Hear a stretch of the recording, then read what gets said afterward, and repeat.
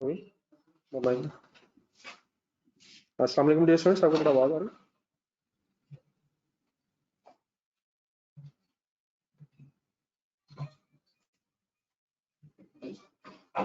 जी नजीब साहब हुक्म करें सर।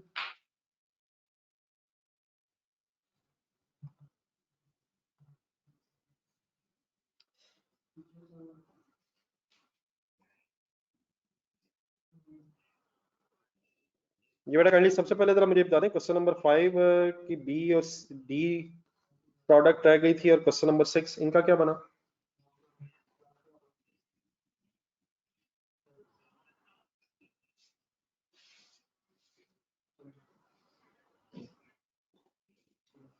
जी इसका कोई इशू नहीं मोहम्मद बेनिस्बत से। जी सेल की बेटा फिगर इसलिए समझ नहीं बेटा आपका क्योंकि आपने क्वेश्चन नहीं पढ़ा। 7760 यूनिट्स दिए हुए हैं और into 140 units per unit sale price भी। ठीक है जी साहब। कैसे नहीं आया माय डियर, आप लेट आते हैं क्लास में। क्वेश्चन में डाटा दिया हुआ।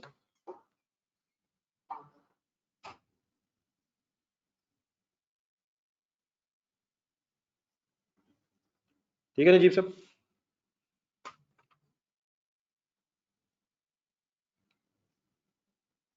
और माय डियर ये निकला नहीं था, ये गिवन था सवाल में यार।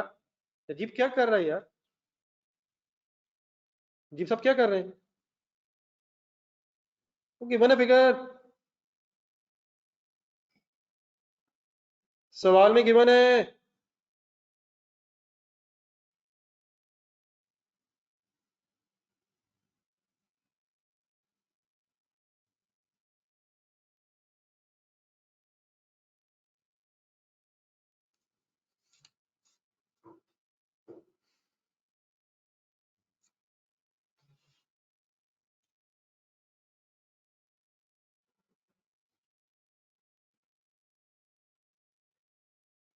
जी बेटा बुरहान, वो उसकी वजह ये है कि आपने आपने राउंड ऑफ किया हुआ, इस वजह से वो 33 रुपए का फर्क आ रहा है। ठीक है बुरहान रशीद साहब।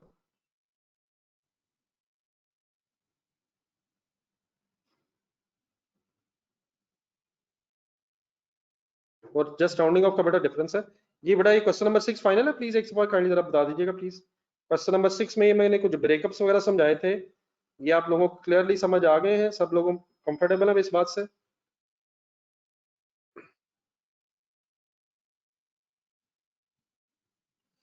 चलो बेटा हम इससे आज करते हैं जरा एक कम्प्रीहेंसिव सा फाइनली क्वेश्चन करते हैं जिसमें कुछ ऐसी चीजें जो शायद आपके जहन में आ भी रही थी, उनको जरा डिस्कस कर लेते हैं। मसलन एक पीरियोडिक परपेचुअल की भी डिस्कशन कर लेता हूँ, क्वेश्चन में ना लिखा हो तो क्या करना है वगैरह। फिर उसके बाद क्वेश्चन नंबर जरा नेक्स्ट पेज पे एक मिनट आ जाए, पेज नंबर आपके पास होगा ये अप्रोक्सीमेटली क्वेश्चन नंबर 8 बाद में सोचते हैं, वो शायद मेरा ख्याल आप इंडिविजुअली भी कर सकते हैं। क्वेश्चन नंबर 9 पे आ जाए, पेज नंबर एक, पेज नंबर 11 होगा आपके पास, जिनके पास बुक है वो प्लीज पेज नंबर 11 पे आ जाए। पेज नंबर 11 बुक्स बेटा इंशाल्लाह इस वीक में फाइनल हो जाएंगी। कुछ लोग जो आउट स्टेशन हैं उन्हें जरा मेरा ख्याल है थोड़ा सा टाइम लगेगा डिस्पैच वगैरह करने में, तो इस वीक में इंशाल्लाह मैक्सिमम आप लोगों को मिल जानी चाहिए मेरा ख्याल है।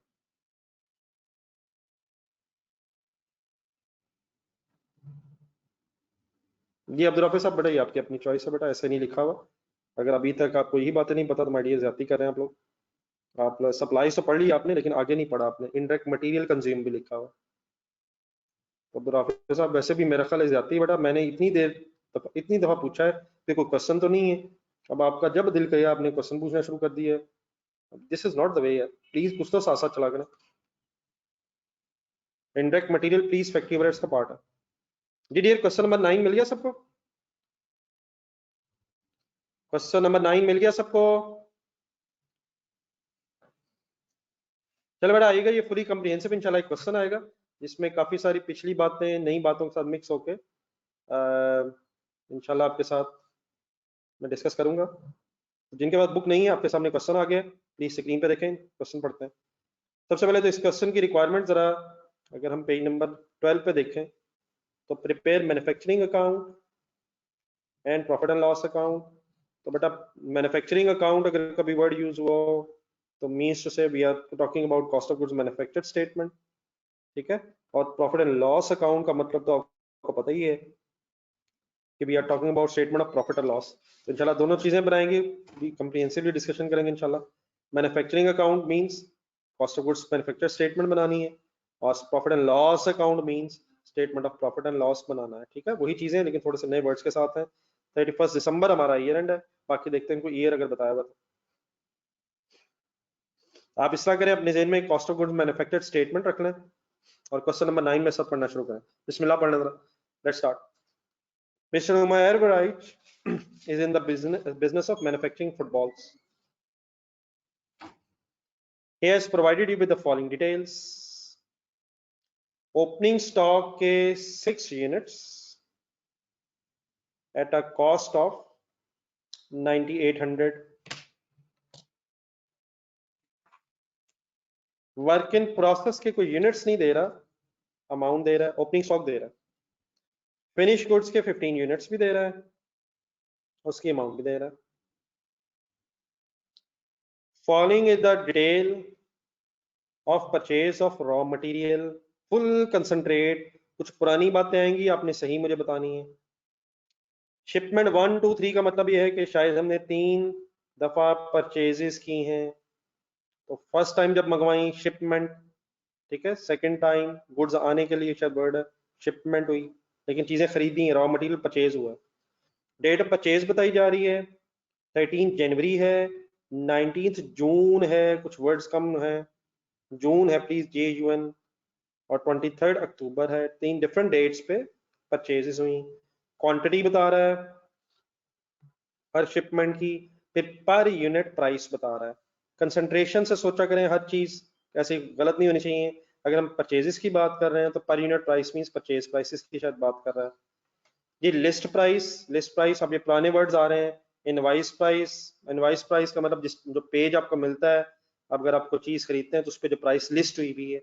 अगर आप खरीद रहे हैं तो ये परचेज प्राइस है, और अगर आप बेच रहे हैं तो यही list invoice price sale price होती है। डन है सर, हमारे इस केस में क्योंकि हम परचेज कर रहे हैं तो ये परचेज प्राइस होगी। ओके, एनी कंफ्यूजन है? क्विक रिस्पॉन्सेज काइंडली जरा सारे सारे पार्टिसिपेट करें प्लीज स्टोरी में। देन माय डियर उसके नीचे आ गई ट्रेड डिस्काउंट। ट्रेड डिस्काउंट बताएं, क्या ये ट्रेड डिस्काउंट इस परचेज प्राइस में से माइनस कर देंगे जैसे उसने लिखा हुआ है? क्या परचेज में से माइनस कर देंगे? तो लेस करके अपनी परचेजेस लिख देंगे। ठीक हो गया, बिल्कुल ठीक है, ठीक है, ठीक है, ठीक है, ठीक है, परचेज में से लेस कर देंगे, ट्रेड डिस्काउंट है। ट्रांसपोर्टेशन, अगर बेटा हम चीजें खरीद रहे हैं तो बताएं सोच के, ट्रांसपोर्टेशन मींस कैरेज इनवर्ड्स है या आउटवर्ड्स है? अगर नहीं भी लिखा हुआ, चीजें हम खरीद रहे हैं, इनवर्ड्स हैं या आउटवर्ड्स हैं? इनवर्ड्स है माय डियर, ठीक है, इसको प्लस कर लेंगे। सोच के बताइएगा, सही सोच के फाइनली। ठीक है बेटा, इनवर्ड्स है, परचेज परचेज से रिलेटेड है, प्लस करेंगे। रिफंडेबल टैक्सेस सोच के बताएं, प्लस करेंगे, माइनस करेंगे या इग्नोर करेंगे? प्लस, माइनस या इग्नोर? आई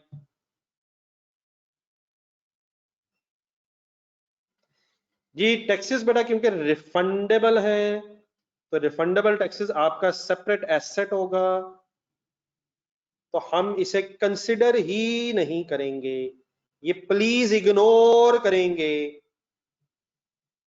ये हमें एक लिस्ट दी हुई है, हम इस लिस्ट में से अगर परचेज बनाने की कोशिश करेंगे, परचेज प्राइस बताएंगे, तो उस परचेज प्राइस को बनाते हुए माय डियर उमैर रफीक साहब, आप बेटा गलत तरफ जा रहे हैं, प्लीज हम इसे इग्नोर करेंगे। ठीक है, पर ट्रेड डिस्काउंट लेस करेंगे, ट्रांसपोर्टेशन कॉस्ट ऐड करेंगे, और रिफंडेबल टैक्सेस हैं अलहदा होगा, अलहदा एसेट बनाएंगे। अगर ये नॉन रिफंडेबल होता तो ऑब्वियसली आप मुझे बता देते कि हमने इसे ऐड करना है। ठीक है सर, इग्नोर सर इसलिए करेंगे क्योंकि ये टैक्स हमें वापस मिल जाना है, हमारा खर्चा नहीं है। ठीक है अब्दुल अहमद साहब,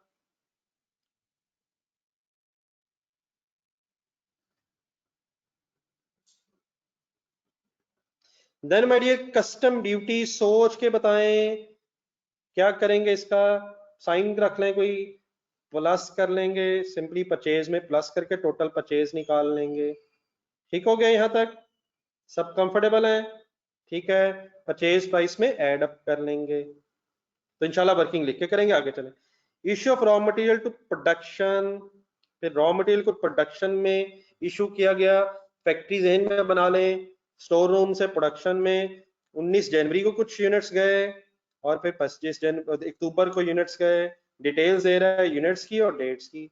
आगे चल पड़े, कॉस्ट ऑफ गुड्स मैन्युफैक्चर्ड जहन में रखें जी फिलहाल आप। Then what are following is the detail of expenses. I look at the data. Labour cost को डायरेक्ट है रॉ मटेरियल कंज्यूम में ऐड करेंगे। फैक्ट्री बिल्डिंग की डेप्रिसिएशन भी फैक्ट्री ओवरहेड्स में लेंगे। ऑफिस बिल्डिंग की डेप्रिसिएशन को कॉस्ट ऑफ गुड्स मैन्युफैक्चर्ड में हरगिज नहीं लेंगे। डेप्रिसिएशन मशीनरी की है, मशीनरी बेटा प्लीज मैन्युफैक्चरिंग बिजनेस में फैक्ट्रीज में होती है, फैक्ट्री ओवरहेड्स में लेंगे। मशीनरी ठीक है, फैक्ट्री ओवरहेड्स में लेंगे। मैं टिक उन्हें लगा रहा हूं जो कॉस्ट ऑफ गुड्स मैन्युफैक्चर्ड में आएंगे। चीजें अब रिपीट हो रही हैं, फाइनल करें। फैक्ट्री सुपरवाइजर सैलरी को कॉस्ट ऑफ गुड्स मैन्युफैक्चर्ड में फैक्ट्री ओवरहेड्स में लेंगे। एडमिनिस्ट्रेशन कॉस्ट को हरगिज फैक्ट्री ओवरहेड्स में नहीं लेंगे। एडमिनिस्ट्रेशन कॉस्ट ग्रॉस प्रॉफिट की वर्किंग के बाद लेंगे। इनडायरेक्ट मटेरियल और इनडायरेक्ट लेबर को फैक्ट्री ओवरहेड्स में लेंगे। क्लियर है मेरी बातें?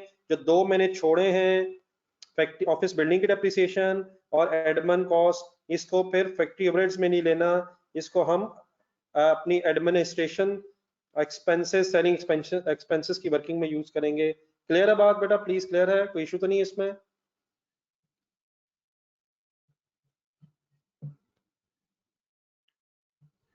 देन मेडी उसके बाद क्लोजिंग वर्क इन प्रोसेस दिया हुआ है। क्लोजिंग वर्क इन प्रोसेस दिया हुआ है, इसे हम कॉस्ट ऑफ गुड्स मैन्युफैक्चर्ड की वर्किंग में सबसे एंड में लिखेंगे। Finish goods produce during the year 80 units दिए हुए हैं। Finish goods sold during the year 55 units हैं और उनकी फिर सेल प्राइस दी हुई है। याद रखें, चीजें परचेज प्राइस पे खरीदी जाएंगी और सेल प्राइस पे बेची जाएंगी। तो अगर हम 55 को 5500 से मल्टीप्लाई करेंगे हमारे पास सेल्स की अमाउंट आ जाएंगी। नई चीज सुने, नई चीज तो नहीं कहना चाहिए, नई चीज इन सेंस जो पिछले हफ्ते में डिस्कस नहीं हो सकी है, लेकिन इंट्रो में बेटा इस तरह की कुछ बातें होती रही हैं। आए गौर से देखें, मेरे साथ कुछ रिवाइज करें चीजें। पॉइंट नंबर 8 ही की वजह से शायद ये क्वेश्चन मैं आपको खुद से सॉल्व कराने में इंटरेस्टेड हूं। पढ़ें क्या लिखा हुआ है। 10 units of finish goods from production were lost due to fire against which insurance company acknowledged the claim of rupees 18,000।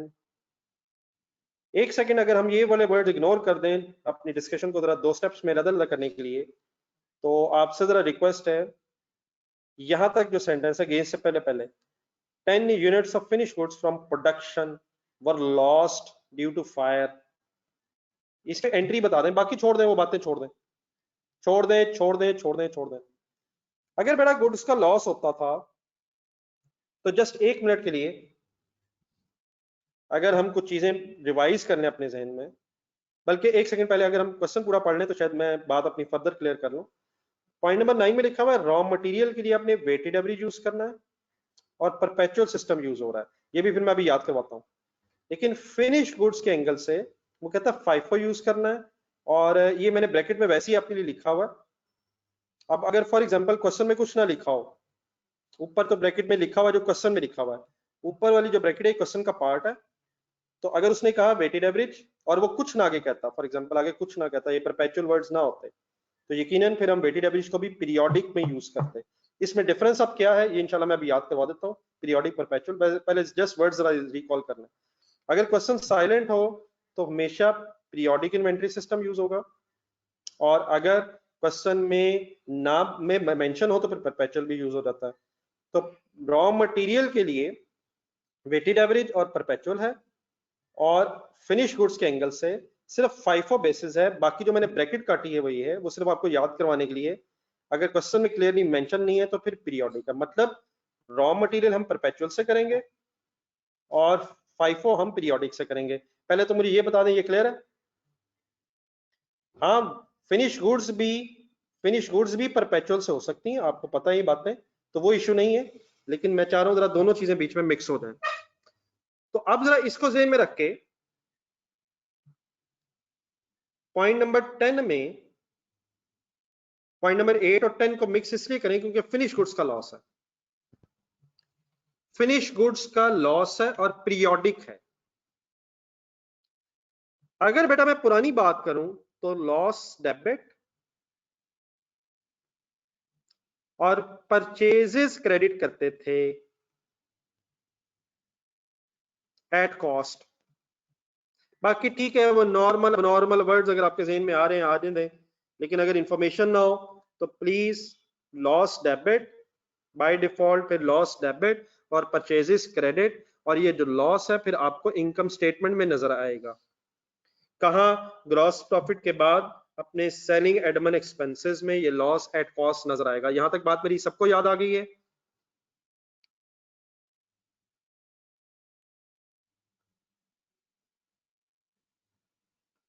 यकीनन रॉ मटेरियल का अगर लॉस होता तो रॉ मटेरियल में फिर परपेचुअल इन्वेंट्री सिस्टम है, उस केस में फिर हम वर्ड्स बनाते लॉस डेबिट और इन्वेंट्री क्रेडिट।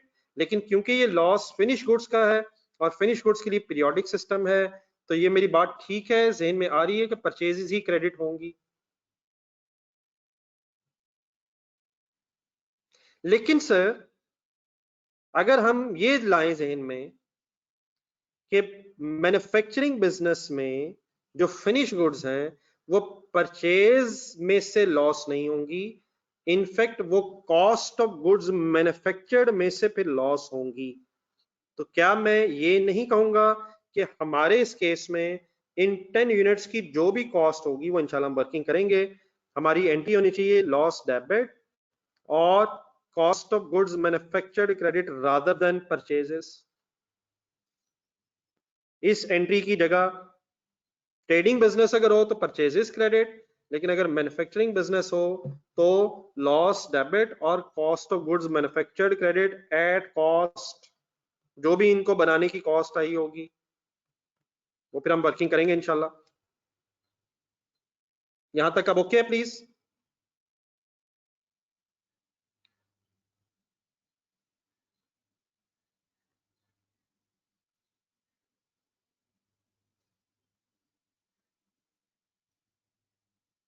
जी अब्दुल समद साहब, बड़ा प्रॉब्लम इस वक्त ये है कि आपको सब कुछ भूला हुआ है। बेहतर ये है कि जो भूल गया है उसको रहने दें, और प्लीज जो चंद एक बातें मैं आपसे कर रहा हूं वो प्लीज अपने जहन में फाइनल करने की कोशिश करें, ना करें पुराना आपको बिल्कुल सही याद नहीं है। जी माय डियर, लॉस डेबिट करेंगे, cost of goods manufactured credit करेंगे, और हाफिज साकिब साहब ऑब्वियसली वही करेंगे जो करना चाहिए। नजम साहब आप बेटा मेरी बात प्लीज सही फॉलो नहीं कर रहे। अगर पीरियोडिक की जगह परपेचुअल इन्वेंट्री सिस्टम होता तो फिर मैं लॉस डेबिट और फिनिश गुड्स स्टॉक या फिनिश गुड्स इन्वेंट्री क्रेडिट करता, अगर फिनिश गुड्स के लिए परपेचुअल इन्वेंट्री सिस्टम यूज होना होता। ठीक है मिस्टर हाफिज साकिब साहब एंड नजम साहब, ओके? अब प्लीज फिनिश गुड्स के लिए पीरियोडिक है, क्योंकि क्वेश्चन में कोई ऐसी इंफॉर्मेशन नहीं है। ये जो मैंने ब्रैकेट में आपको पढ़ के सुनाया है ये आपकी याद दहानी के लिए है, क्वेश्चन में मेंशन नहीं था, देयरफॉर आपको याद करवाने के लिए मैंने बताया है कि not mentioned, so periodic inventory system. हाँ, perpetual is mentioned for weighted average, इसलिए वहां वही करेंगे। डन? अब सबको क्लियर है मेरी बात कि लॉस डेबिट इस केस में लॉस डेबिट और कॉस्ट ऑफ गुड्स मैन्युफैक्चर्ड को क्रेडिट करेंगे।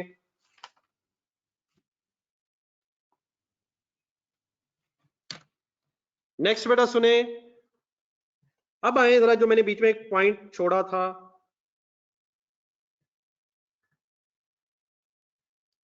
अब सेंटेंस अगर हम पूरा पढ़ें तो वो आगे कहता है against which insurance company acknowledge the claim of 18,000। अब बेटा अभी हमें नहीं पता कि इसकी कॉस्ट कितनी है, लेकिन हमें ये जरूर पता चल गया है कि इंश्योरेंस कंपनी ने क्लेम एक्नॉलेज कर लिया है। थोड़ा सा आपको जरूर आइडिया हो गया हुआ है चीजों का, आपको पता है कि चीजों की, गुड्स की, एसेट्स की इंश्योरेंस करवाई जाती है, यकीनन उनको इंश्योरेंस पे इंश्योरेंस प्रीमियम पे की जाते हैं। इंश्योरेंस प्रीमियम यकीनन आपका एक्सपेंस है। हाँ, अगर वो एडवांस में प्रीमियम दिया हो तो यकीनन आपका एसेट है, वो अलग चीज है। लेकिन अब ये इंश्योरेंस प्रीमियम के पैसे हम नहीं दे रहे, चीजों का लॉस हुआ है तो इंश्योरेंस कंपनी से पैसे हमें मिलने हैं। एक्नॉलेज्ड लिखा हुआ है, रिसीव नहीं लिखा हुआ। मेरा ख्याल है कि एंट्री आपको याद आ सकती है। नहीं माय डियर, कैश कब डेबिट होता? अगर इंश्योरेंस क्लेम मिल गया होता, एक्नॉलेज्ड हुआ है, मिला नहीं है, तो मेरा ख्याल है क्लेम रिसीवेबल डेबिट हो जाएगा 18,000। और आपको याद आ गया होगा ऑब्वियसली कि ये क्लेम एक्नॉलेज होने से हमारा लॉस कम हो जाएगा। इट मींस फॉर एग्जांपल, अभी मुझे नहीं पता अमाउंट कितनी है, फर्ज करें लॉस की अमाउंट ही 18,000 है, फर्ज करें, डेफिनेटली मैं अज्यूम कर रहा हूँ इस वक्त 18,000 का लॉस के अगेंस्ट पूरा क्लेम मिल गया है। ये कुछ जरूरी नहीं होता पूरा मिले, कम ज्यादा हो सकता है, लेकिन फर्ज करें अगर लॉस 18,000 था तो क्या क्लेम मिलने से वो सारा का सारा लॉस फिर खत्म हो जाएगा? मैंने जान के फिगर खत्म कर दी है, सिर्फ आपको याद दहानी के लिए मैंने बताया है। तो मेरी इस एंट्री से आप एग्री कर जाएंगे कि क्लेम रिसीवेबल डेबिट और लॉस क्रेडिट 18,000 होगा। बाकी डेफिनेटली जब सारी फिगर्स आ जाएंगी तो इंशाल्लाह और डिटेल में इस पे बहस जरूर करनी चाहिए, करेंगे इंशाल्लाह। लेकिन प्लीज रिमेंबर ये फिनिश गुड्स का लॉस है और फिनिश गुड्स के लॉस के अगेंस्ट फिर परचेजेस की जगह कॉस्ट ऑफ गुड्स मैन्युफैक्चर्ड को क्रेडिट होना चाहिए। और ऑब्वियसली फिर इसका कॉस्ट ऑफ गुड्स मैन्युफैक्चर्ड पे क्या इफेक्ट आएगा इंशाल्लाह आप मुझे बता देंगे। जितनी बातें मैंने की हैं, ऑब्वियसली कुछ बातें अभी लिख के होनी चाहिए, वो सारी बातें आपने फॉलो करनी है। कोई कंफ्यूजन तो नहीं है जहां तक मैंने बातें की हैं?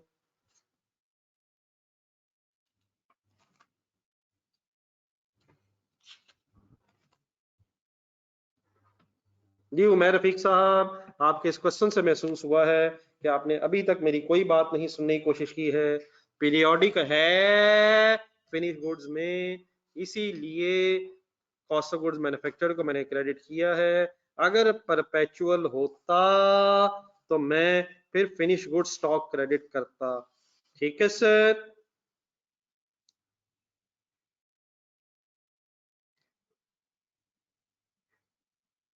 जी अगर 18,000 का लॉस था फिर साकिब साहब और सारा क्लेम मिल गया है तो ये कोई क्वेश्चन मार्क नहीं है माय डियर।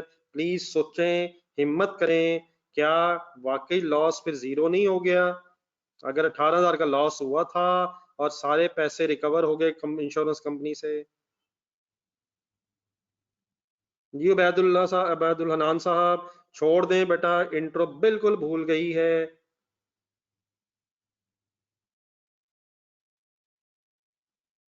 आगे मुकीद साहब, छोड़ दें सर, सब कुछ छोड़ दें सर, इंट्रो का कुछ नहीं पता।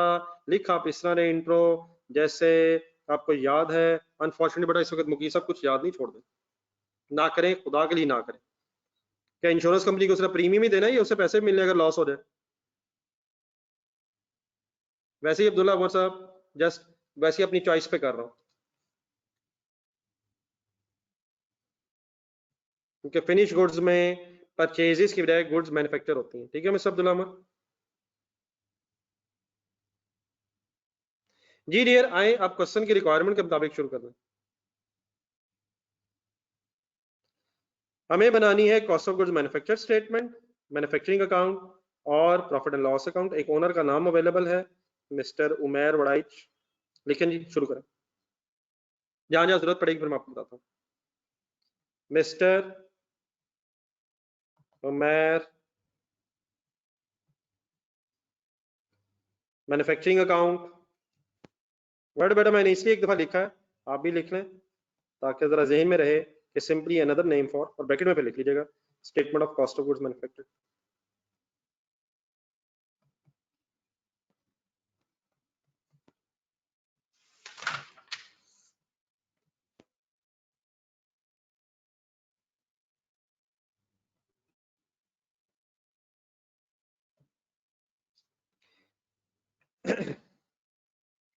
फॉर द ईयर एंडेड, जिन लोगों के पास बुक है प्लीज डाटा सारा बुक से देखिएगा। डेफिनेटली बहुत से लोगों के पास बुक नहीं है, इसलिए मैं क्वेश्चन आपके सामने अभी खोलता हूँ। ठीक है, 31 दिसंबर कोई बेटा ऐसा मेरा ख्याल है, एक मतलब मैं क्वेश्चन अगर देख लूँ, 31 दिसंबर तो बताया हुआ है लेकिन कोई ईयर एंड एज सच नहीं है। तो ठीक है, सिर्फ 31 दिसंबर।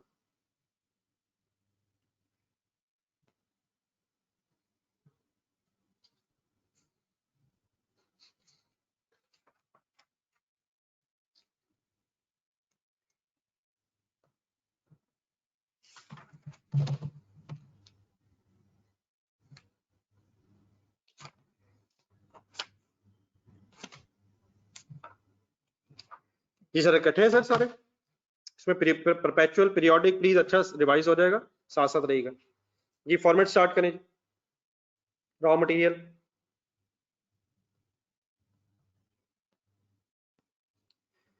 ओपनिंग स्टॉक,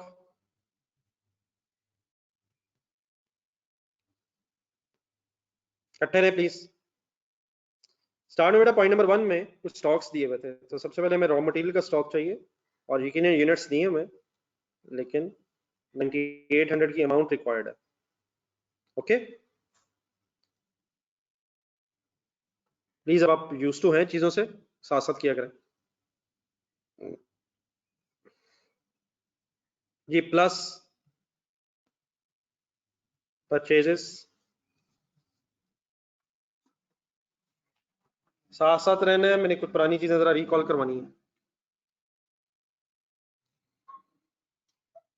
अब परचेजेस एंगल से बेटा उसने पॉइंट नंबर 2 में कुछ रैंडम सा डाटा तो दिए, लेकिन शायद हमें प्लस करना पड़ेगा, और फिर 3 शिपमेंट्स हैं, तो मेरा ख्याल है कि एक इसकी वर्किंग नंबर 1 की तरफ आए,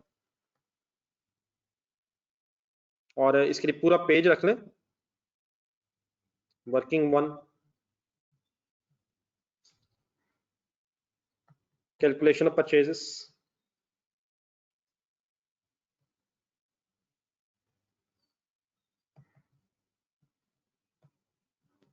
और जिस समय मेरे ख्याल एग्जामिनर ने फॉर्मेट सेट बनाया हुआ है, उसी तरह बना लें, जरा आसानी रहेगी। जरा शिपमेंट 1, उसी तरह हम फिगर्स को जरा लिख के एक्सप्लेन कर लें, ताकि रिवीजन करते हुए जरा आसानी रहे। 3 शिपमेंट्स हैं, शिपमेंट 1, बट डाटा मैं अभी आपके सामने करता हूँ, जस्ट एक मिनट। शिपमेंट 2, शिपमेंट 3, और बाद में फिर इन तीनों शिपमेंट्स का जो टोटल आएगा, फिगर्स आएंगे, वो फिर हम टोटल कर लेते हैं।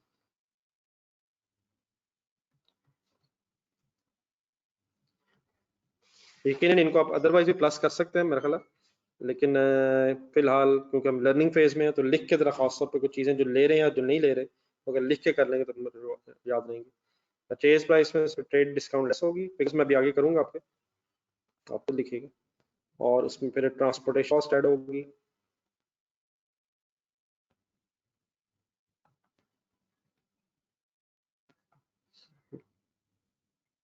कस्टम ड्यूटी ऐड होगी, और non refundable taxes please, sorry refundable taxes जो है, ये रिफंडेबल जो टैक्स वापस आ जाना है वो फिर आपका रिसीवेबल है, और रिसीवेबल आपकी कॉस्ट का पार्ट नहीं है, तो उसे आप सिंपली इग्नोर कर देंगे। और अगर नॉन रिफंडेबल टैक्सेस होते हैं तो वो वापस नहीं आने, तो जो टैक्सेस आपको नॉन रिफंडेबल हैं वो आपकी कॉस्ट का पार्ट प्लीज बन जाएंगे। ठीक है, तो इस तरह से काइंडली एक टेबल जरा देख लें, बाकी फिर टेबल भी चाहे खुद ही बनाइएगा, मैं आपके सामने क्वेश्चन करता हूँ, ये फिगर्स काइंडली लिख के फाइंड करना, इसी टेबल की figures as it is use कर लें, और ध्यान से देखें प्लीज, रिफंडेबल टैक्सेस इग्नोर करने। बात मेरी बार अगर क्लियर नहीं है तो क्वेश्चन अगर किसी के जहन में है तो पूछ लें, मैं 1 मिनट के लिए इसलिए रुक गया हूँ कि आप जरा खुद से ये डाटा जरा जो लिखा हुआ है यहाँ ये लिखें। बाकी क्वांटिटी और डेट्स वगैरह की अभी फिलहाल हमें इस वक्त परचेजेस की अमाउंट निकालते हुए जरूरत नहीं है, बल्कि सॉरी शायद हमें क्वांटिटी की जरूरत पड़े, क्वांटिटी की हमें जरूरत क्यों पड़ेगी, क्योंकि पर यूनिट दिया वो, तो मेरा ख्याल पर यूनिट लिख के बाद में क्वांटिटी से मल्टीप्लाई कर लेंगे। देखें जी चीजें खुद से जरा एफर्ट करें।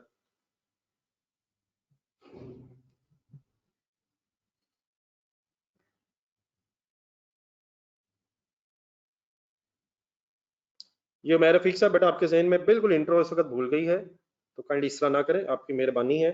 ट्रेड डिस्काउंट रिसीव्ड और डिस्काउंट अलाउड जिन चक्रों में आप पड़ गए हैं, यही चक्कर तो पता नहीं कब से चलते रहेंगे माय डियर, इस तरह ना करें, आपकी मेहरबानी। इनकी कोई एंट्री नहीं होती, ट्रेड डिस्काउंट की कोई एंट्री नहीं होती है, लेकिन जो चीज इस वक्त आपके जहन में आ रही है, इसका मतलब ये है कि आप भूल जाएं कि आपने जिंदगी में कभी इंट्रो पढ़ी है।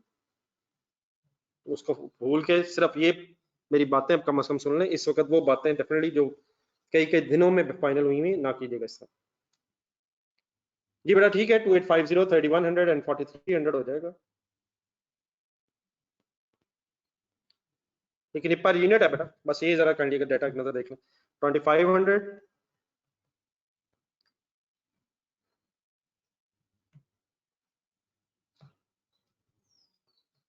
200 500 और 50। Please refundable taxes are simply ignored.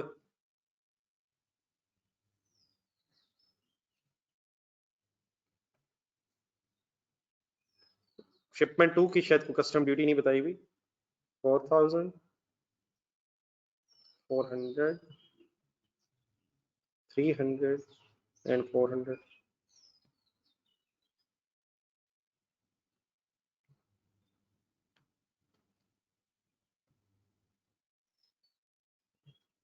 ये बड़ा शिपमेंट 1 की पर यूनिट कॉस्ट है 2850 फाइनली 3100 एंड 4300। ये टोटल पर यूनिट है क्योंकि डाटा में दिया हुआ है।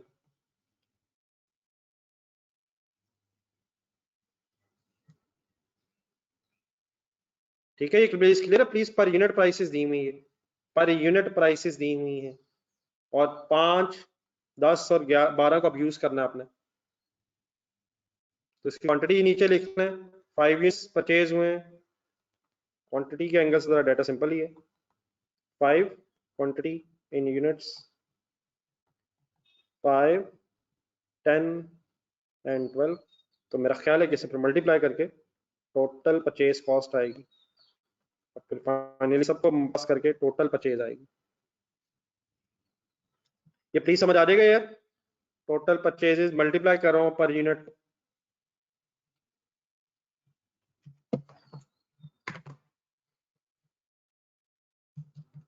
जिन हजरात के पास प्लीज इस वक्त बुक अवेलेबल नहीं है, मेरे साथ साथ ड्रा करें, ताकि जब मैं डाटा दिखाऊं तो साथ साथ प्लीज सॉल्व किया करें।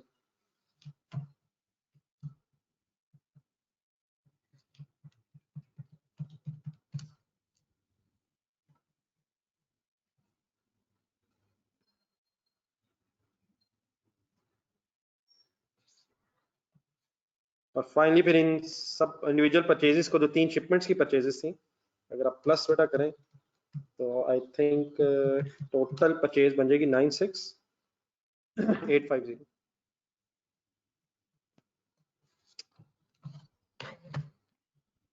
प्लीज कोई साहब अगर आगे पीछे हैं तो प्लीज।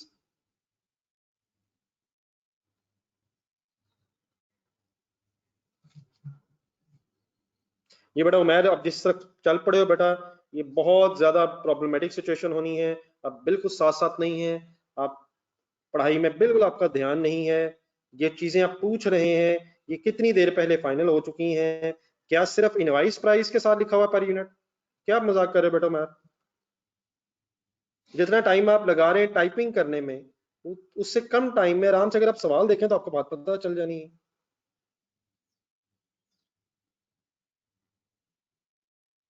आप मुझसे इस तरह पूछें जैसे सब कुछ मैं अज्यूम कर रहा हूँ, प्लीज क्वेश्चन में लिखा हुआ। ये बड़ा सब क्लियर है यार?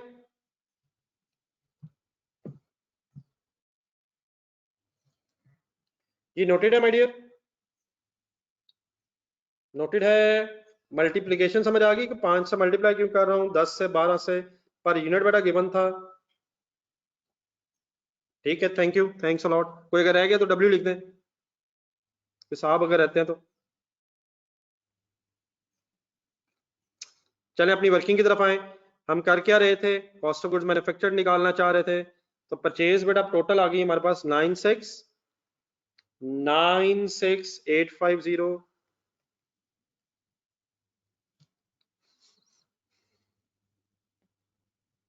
अब बेटा आए जरा, गेम ऑन है। अब आ जाए क्लोजिंग स्टॉक की तरफ। किसका closing stock? Please raw material का।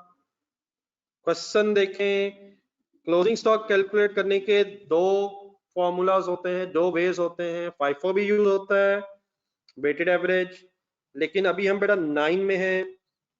9 में मीन्स रॉ मटेरियल का एंगल सोचना है। वेटेड एवरेज लिखा हुआ है, लेकिन एक नई चीज फिर वेटेड एवरेज साथ परपेचुअल सिस्टम भी लिखा हुआ है। अगर for example weighted average basis तो लिखा होता लेकिन परपेचुअल का जिक्र ना होता तो हम पीरियोडिक से करते।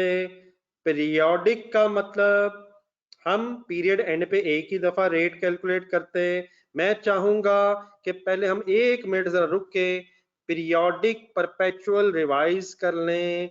अगर बेटा पीरियोडिक होता तो रॉ मटेरियल अगर है तब भी फॉर्मूला कैसे लगता, opening stock of raw material 9800 जुबानी करना है क्योंकि आपको चीजें पता है, पीरियोडिक है नहीं। रॉ मटेरियल का हमने परपेचुअल से सॉल्व करना है, लेकिन अगर पीरियोडिक होता तो 1 मिनट रुक के जरा रिवाइज कर लें। Opening stock of raw material के amount 9800 plus purchases amount 96850 divided by opening raw material की क्वांटिटी 6 यूनिट्स और क्लोजिंग और सॉरी परचेजेस की क्वांटिटी हम प्लस कर लेते 5 प्लस 10 प्लस 12, आई थिंक ये 27 बन जाता। क्या मैं कह सकता हूं कि opening stock amount plus purchase amount divide by opening stock quantity 6 plus purchases quantity 27 से हम weighted average basis periodic method में रेट निकाल लेते और उस रेट को closing stock of raw material से मल्टीप्लाई करके अमाउंट निकाल लेते। तो पीरियोडिक में बेटा बाकी चीजें अपनी जगह हैं, अगर ज़हन में है तो ठीक है। एक पेज भी आपके पास लिखा हुआ है, वो रिवाइज भी कीजिएगा, मैं बताऊंगा आपको। लेकिन और कुछ नहीं तो कम से कम चंद एक बातें मेरे साथ पीरियोडिक परपेचुअल की जरूर रिवाइज कर लीजिएगा। पीरियोडिक अगर होता तो पीरियड एंड पे एक ही दफा रेट कैलकुलेट होता, कुछ परचेज रिटर्न्स होती तो ऑब्वियसली हम नेट ऑफ भी कर देते। ये चीजें होपफुली आपके जहन में हैं। लेकिन हमारा मेथड क्योंकि वेटेड एवरेज के साथ साथ परपेचुअल वाला है, तो आपको याद है कि आप परपेचुअल की वजह से हम एक टेबल बनाएंगे जिसमें डेट, परचेजेस, इशुएंस और बैलेंस की क्वांटिटी वगैरह लिखेंगे। इन्वेंट्री लेजर कार्ड बिल्कुल ठीक है, अच्छा हो गया, वर्ड ज़हन में आ गया। तो हम रॉ मटेरियल के एंगल से इन्वेंट्री लेजर कार्ड बेटा बनाएंगे। ठीक है, ठीक है। अगर किसी ने ऑल्टरनेट कोई वर्ड सुना हुआ है तो मैं जरा वो लिख के याद करवा देता हूँ, वर्ड्स में तो इतना इशू नहीं है। आप इस तरह करें, वर्किंग नंबर 2 की तरफ आ जाएं। अब हमें वो डेट वाइज कुछ टेबल बनाना है और एंड में फिर जो बैलेंस के कॉलम में क्वांटिटी की अमाउंट आएगी by using the weighted average rate after every purchase और if purchase return after every purchase return, वो हमें कैलकुलेट करना है। तो वर्किंग नंबर 2 की तरफ जरा इकट्ठे हो जाएं।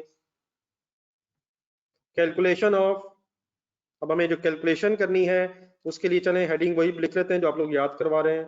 Inventory ledger card word word बेटा याद करें जरा, लिख लें जरा।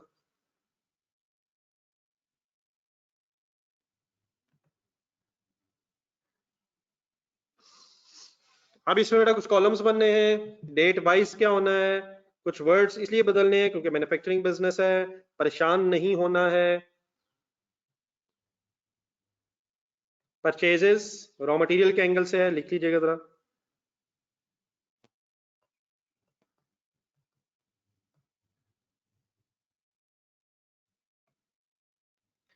फिर 3 मेन कॉलम्स में डेट के बाद सब कॉलम्स भी आएंगे। अच्छा बेटा 1 मिनट जरा रुक के एक छोटी सी चीज जरा सुनिएगा, शायद वो डिफरेंट है उससे जो पहले हम करते रहे। हम पहले ट्रेडिंग बिजनेस में ये बनाते रहे तो परचेजेस ही सेल होती थी। अब अगर हम रॉ मटेरियल के एंगल से बना रहे हैं, मेरे वर्ड सुनिएगा 1 minute, just a minute. Raw material के एंगल से बना रहे हैं तो परचेजेस तो ठीक है, लेकिन मेरा ख्याल है कि आगे सेल वर्ड मुनासिब नहीं है क्योंकि रॉ मटेरियल है, फिर इशू होना है, इशू टू प्रोडक्शन। ये समझ जाएंगे जरा, फैक्ट्री के डायग्राम में लाएं। रॉ मटेरियल ने स्टोर रूम से में परचेज होके issue to production, issued to production, issuance word लिखा जा सकता है, सिंपली इशू भी लिखा जा सकता है, लेकिन टू प्रोडक्शन इसलिए लिख लें कि जरा सही कॉन्सेप्ट क्लियर हो जाए। और फाइनली फिर रॉ मटेरियल का बैलेंस। आपने अपने जेन में एक रॉ मटेरियल का लेजर जेन में लाना है, रॉ मटेरियल का लेजर इन सेंस, या रॉ मटेरियल का स्टोर रूम। कुछ यूनिट्स खरीदे जा रहे होंगे, कुछ इश्यू हो रहे होंगे, कुछ पड़े होंगे। ठीक है, तो इसके बाद इस हर कॉलम में क्वांटिटी, रेट और balance covered as it is आ जाएगा।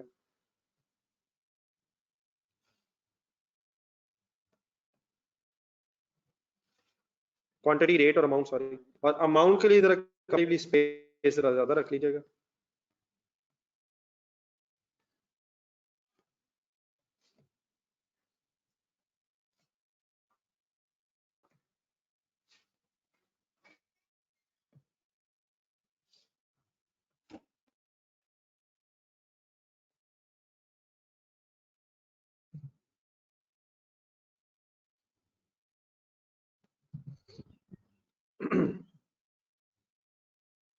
यकीनन ये चीज मेरा ख्याल है कि एटलीस्ट टेबल देख के आपको कुछ याद आ तो गई होगी, लेकिन आपसे रिक्वेस्ट यही है कि फिलहाल ये काम अब मेरे साथ ही कीजिएगा सारा टेबल।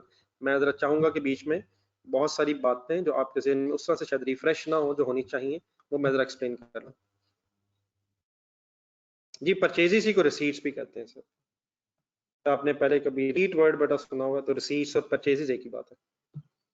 ठीक है मिस्टर मुजम्मिल साहब, रिसीट्स परचेजेस ही रिसीट होती हैं, तो इसको आप स्लैश करके लिख सकते हैं।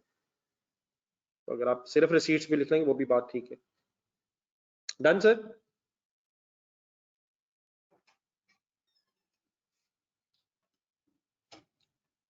ये नोटेड है माय डियर। बस में से एक या दो स्टेप्स आपने सुनने, बाकी फिर आपने इंडिविजुअली करना है इंशाल्लाह। जी डियर, ये टेबल स्टार्ट होता है date wise. Date wise in the sense पूरे काउंटिंग ईयर को एक सीक्वेंस में। तो स्टार्टिंग पॉइंट हो जाएगा ओपनिंग बैलेंस, 6 यूनिट से और टोटल कॉस्ट गिवन है। लिखे हमारा 31 दिसंबर ईयर एंड है, तो जनवरी लिख लें, 1 जनवरी, और ईयर मिसिंग है, सिर्फ 1 जनवरी। 6 यूनिट्स और इसकी टोटल कॉस्ट गिवन थी 9800। यूनिट बताएं, स्पीड अप हो जाए जरा।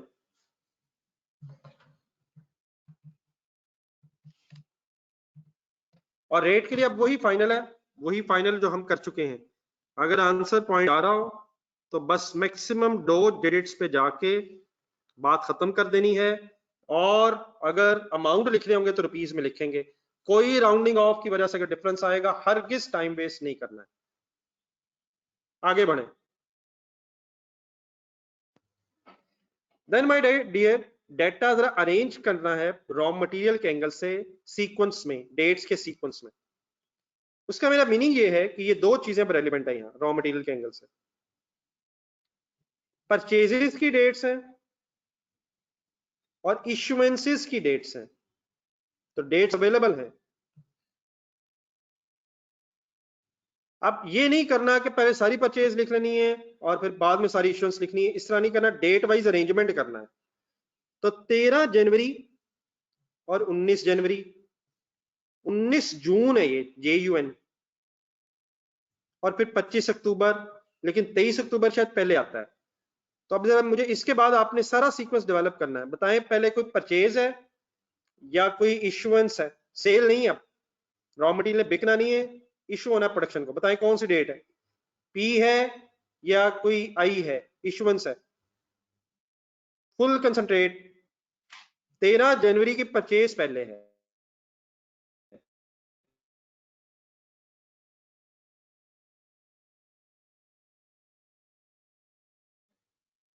और इसकी वर्किंग कुछ हम कर चुके हैं ऑलरेडी। ठीक है sir, thank you thank you thank you thank you. ठीक है, रुक जाए। 13 जनवरी, बाकी बेटा हम प्राइस वगैरह निकाल चुके हैं वर्किंग वन में, तो जहां जहां हो सकेगा फिर अब हम दोबारा वर्किंग नहीं करेंगे। लिखेंगे कैसे? 13 जनवरी 5 क्वांटिटी पर यूनिट भी पता है, 2850, और 14,250 की अमाउंट भी आपको पता है। 5 क्वांटिटी पर यूनिट और अमाउंट डन। शिपमेंट वो भी पॉसिबल, लेकिन परचेज में शायद हम शिपमेंट 1 की क्वांटिटी लिख रहे हैं। सबको समझ आ गई है? रुक जाए एक मिनट, आराम से लिखिएगा, पहले देख लें। रिस्पॉन्ड कर दे मुझे यस बाय एंड वगैरह में, अगर कोई कुछ कंफ्यूजन है, साथ साथ चलते रहे। जुबैर आप okay? Mister Zubair, Mohammad Zubair.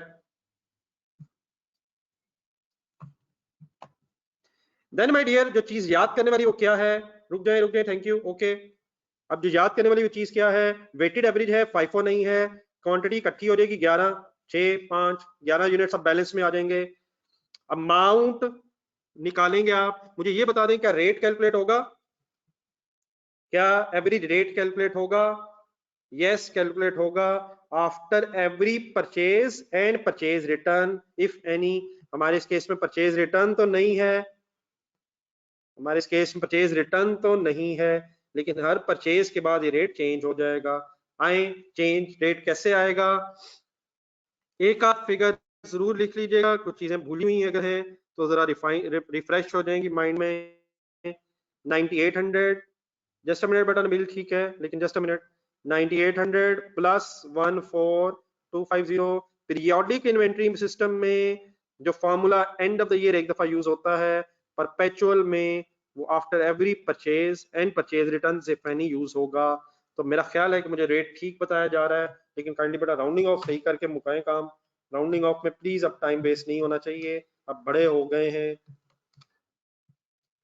Approximately 36 ठीक है मेरा ख्याल है मिस्टर नबील।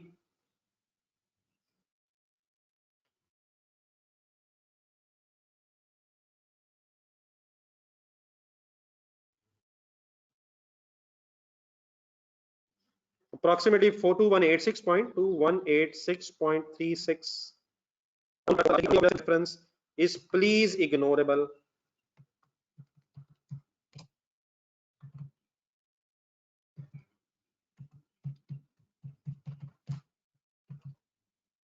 तो 24050 तकरीबन done done done done done done done done.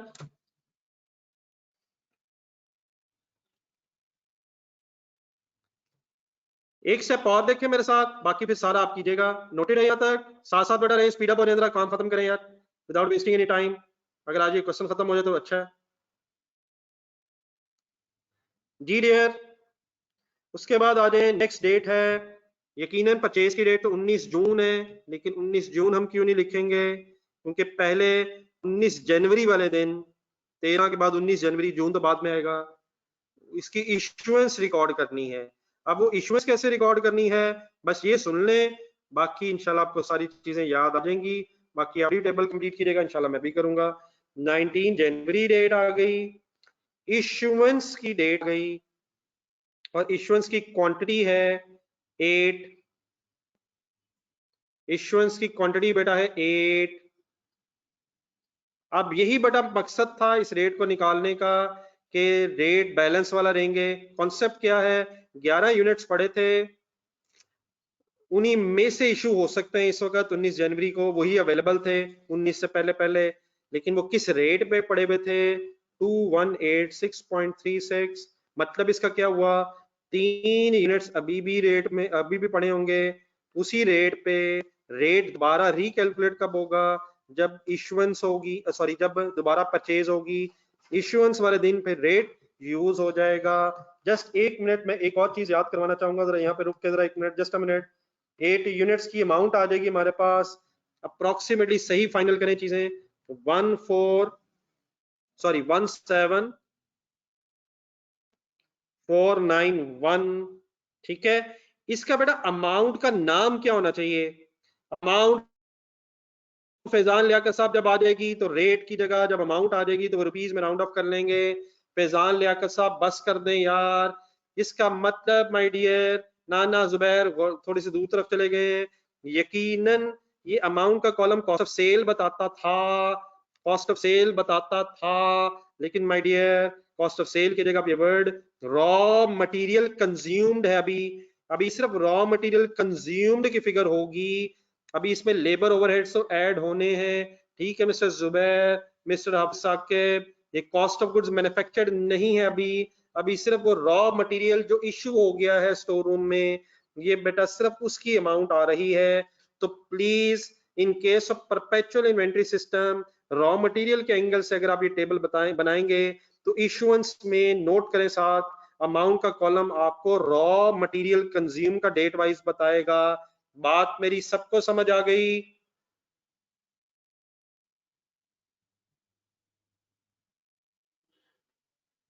Note करें और फाइनली मुझे रिस्पॉन्ड कर दें बैलेंस कंप्लीट करके। अब मुझे अमाउंट्स ना बताएं चाहे, लेकिन मेरे से मैच जरूर करें, ignoring any rounding off difference. हमारी फिगर्स ठीक होनी चाहिए।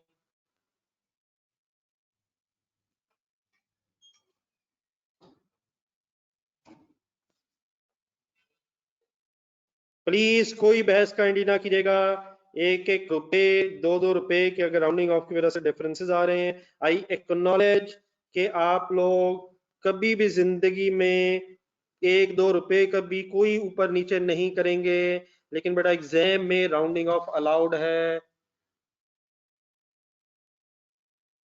जी मिस्टर सलमान, गेम अब ऑन हो गई है और ये ऑफ कब होगी? जिस दिन आपका पेपर हो जाएगा 12:15 बजे, जब आप पेन बंद करके उठ रहे होंगे, तो अब ये गेम ऑफ उस वक्त होनी चाहिए। ये बीच बीच में ऑन ऑफ नहीं होती रहनी चाहिए। हमारी ये गेम ऑन होके अब ऑफ तभी होगी जब आपका ये FA1 का पेपर हो जाएगा। ठीक है? कब से लेके कब तक एफर्ट रिक्वायर्ड है? वैसे तो आज हफ्ता एक हो गया हुआ है पहले ही, लेकिन कम से कम आज से ऑनवर्ड्स आप गेम ऑन कर ही लें। जी माय डियर, बिल्कुल ठीक कह रहे हैं, अब लोग वर्किंग की तरफ जा रहे हैं। अब आप लोग इंडिविजुअल वर्किंग करें। जिन हजरात के पास अब डाटा नहीं है, उनसे जरा मेरी रिक्वेस्ट है कि अगर कुछ डेट्स बस अगर नोट कर लें। डेट्स के एंगल से अब 19 जनवरी आएगा। बाकी मेरी अब ख्वाहिश होगी कि आप जरा इंडिविजुअली करें। डाटा आपके पास अदरवाइज अपनी वर्किंग्स में अवेलेबल है परचेज वगैरह के लिए, लेकिन 19 जून डेट आएगी अब। फिर बेटा 23 अक्टूबर भी डेट आएगी, परचेजेस आएंगी दोनों, क्योंकि 25 अक्टूबर पे फाइनली इशुएंस है। कर लेंगे अब?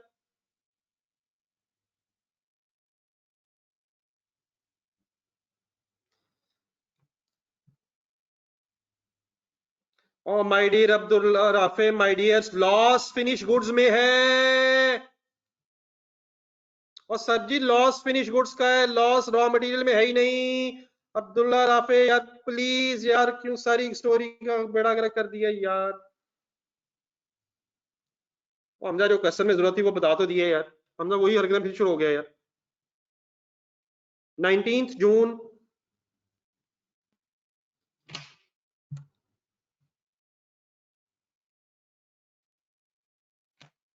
हमजा मेरे साथ ही कर ले यार। 10 यूनिट सब कुछ अवेलेबल है प्लीज, वर्किंग 1 2 वगैरह में। और माय डियर परपेचुअल में डेट वाइज है। मुजम्मिल हुसैन ना बेटा करो, सब भूल रहा है, इंट्रो भूल रही है। प्लीज, ऐसे महसूस हो रहा है कि इंट्रो बिल्कुल जेहन से निकल गई है। डेट वाइज अरेंजमेंट करना होता है, सीक्वेंस ऑफ द क्वेश्चन, किस डेट पे कौन सा इवेंट हुआ, इसलिए तो बेटा ये पूरा टेबल बन रहा है। ना करें।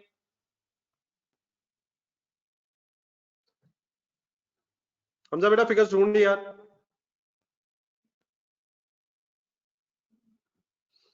हर परचेज के बाद एक रेट निकाल के मुझे बताते रहे।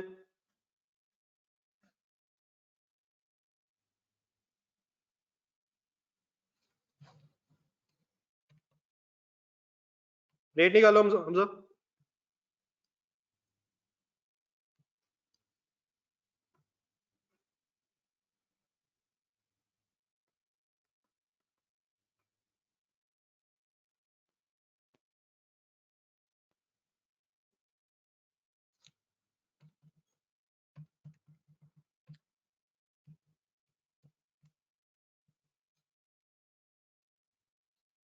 जी 2889.15।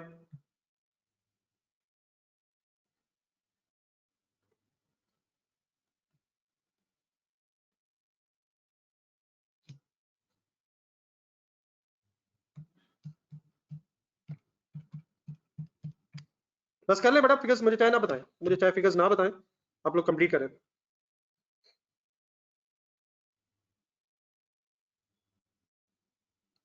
37559।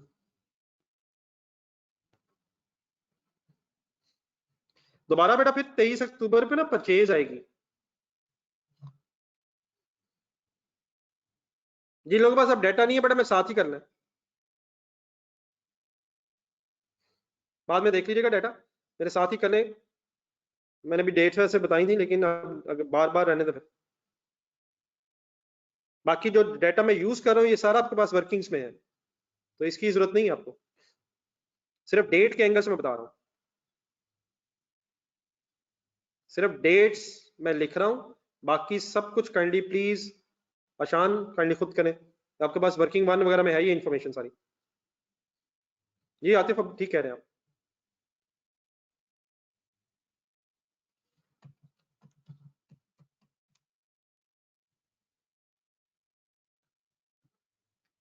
अब क्योंकि परचेज दोबारा हो गई है तो इसलिए दोबारा एवरी डेट आएगा। एवरी डेट बार बार कब कैलकुलेट होगा, जब परचेज होगी।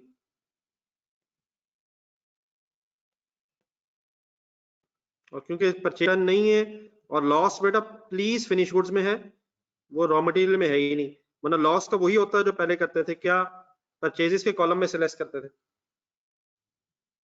कोशिश करें मेरी बातें सुन के कुछ ना कुछ रिकॉल हो जाए।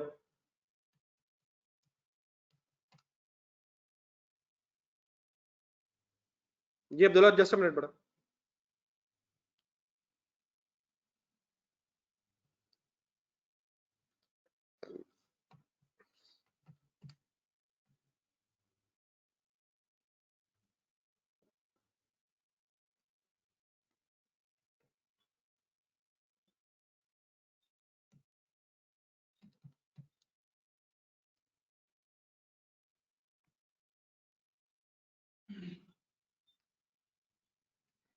जी फाइनली बेटा डेट है 25 अक्टूबर को इश्यूएंस हुई भी है 14 यूनिट्स की at the rate of 3566.36 which becomes 49।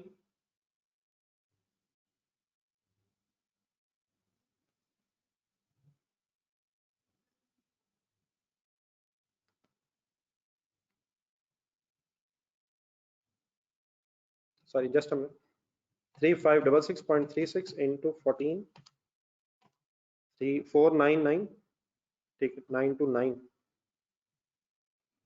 11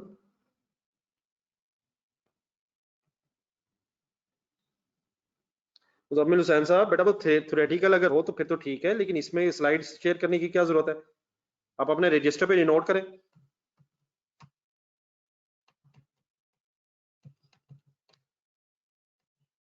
IT को बेटा बस उतना ही इन्वॉल्व रखें जितनी जरूरत है माय डियर। इस वक्त आपके सामने रजिस्टर खुला होना चाहिए, कैलकुलेटर पेन, आपको प्लीज ये नोट करना। इससे नहीं बात बनेगी, मैं तो जितने कहेंगे वो सब कुछ शेयर करता रहूंगा, उसका फायदा क्या है।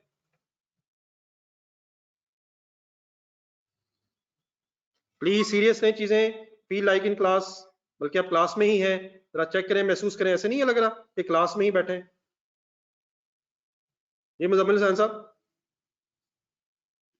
कैसे नहीं लग रहा कि मेरी आवाज मुसलसल आपको डिस्टर्ब कर रही है और आप रिलैक्स कर ही नहीं पा रहे? क्या ये तो नहीं कि आप रिलैक्स ही कर रहे हैं और मेरी आवाज आ ही नहीं रही?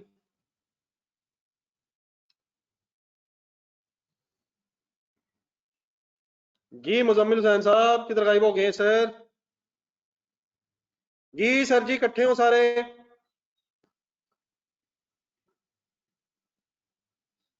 सर जी मैसी हो गया तो फिर क्या होना है, इसे उर्दू में कुछ कर लेना, मैसी रहने दें। इस वक्त लगता है कोई फुटबॉल का मैच भी खोला हुआ है मिस्टर अब्दुल्ला साहब। जी माय डियर 25 तक अगर हो गया है,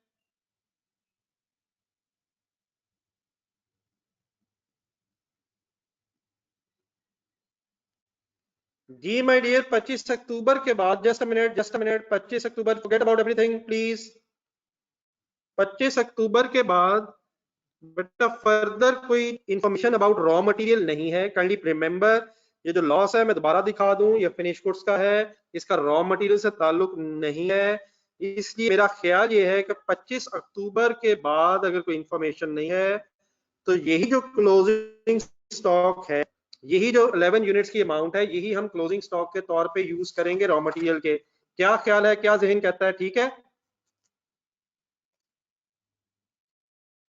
ठीक है, मेरी बात समझ आ रही है मेरी बात? यकीनन अगर कोई और बेटा इंफॉर्मेशन होती तो हम अपना टेबल फर्दर कंप्लीट करते, लेकिन अगर 25 अक्टूबर के बाद कोई इश्यूएंस नहीं, कोई परचेज नहीं, तो 31 दिसंबर तक फिर यही स्टॉक होना चाहिए। आपसे रिक्वेस्ट है 1 मिनट ये फिगर उठाएं 39230 और इसको यूज करें। लेकिन मेरे साथ साथ रहेगा, मैंने एक दो चीजें और बतानी है। 39230 इसको लिखें और raw material consumed kindly final करें।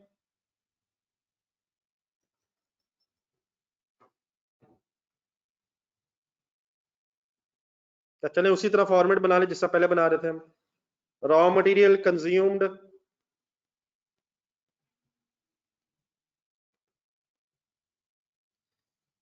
approximately 6467420।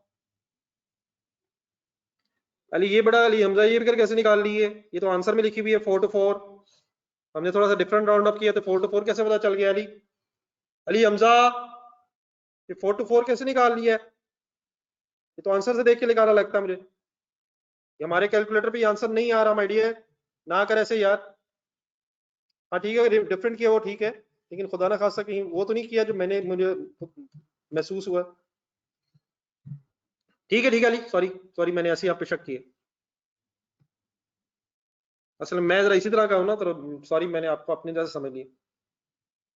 Ji my dear, just a minute, just 1 minute, just 1 minute. मेरे साथ जरा एक छोटा सा और कॉन्सेप्ट अपना क्लियर करें। मैंने अभी आपसे पहले कहा था, छोड़ दें छोड़ दें,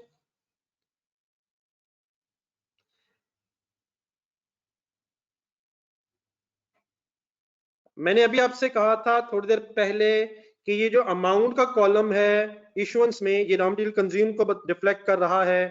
तो माय डियर, अगर एक छोटी सी वर्किंग को और फाइनल कर लिया जाए, परचेजेस को टोटल करेंगे तो ये वही परचेज है। करके देखें, परचेजेस भी टोटल करें और रॉ मटेरियल कंज्यूम्ड को, दोनों अमाउंट, दो अमाउंट से इनको सम करें जरा।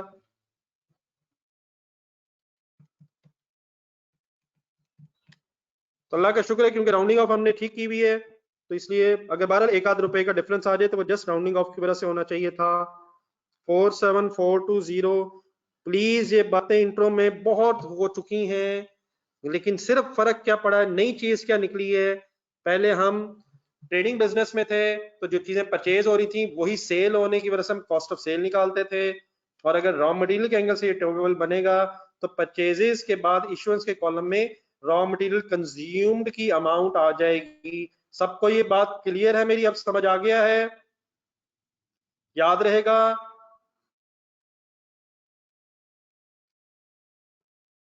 तो 467,420 फाइनली रॉ मटेरियल कंज्यूम्ड हो गया। अब आगे बढ़ जाएं, आगे बढ़ जाएं। देन बेटा उसके बाद डायरेक्ट लेबर आती है फिगर।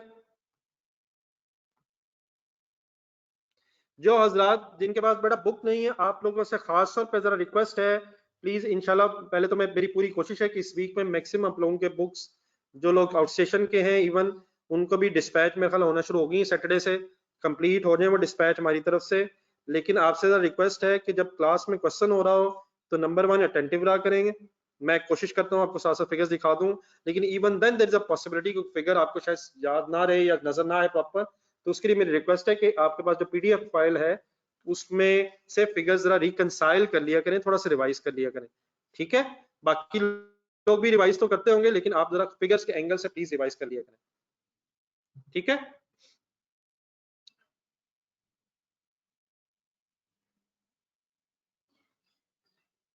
और शोएब साहब, वर्किंग 1 से फिगर उठा के वर्किंग 2 में लिखी है, क्या मजाक कर रहे हो यार ये?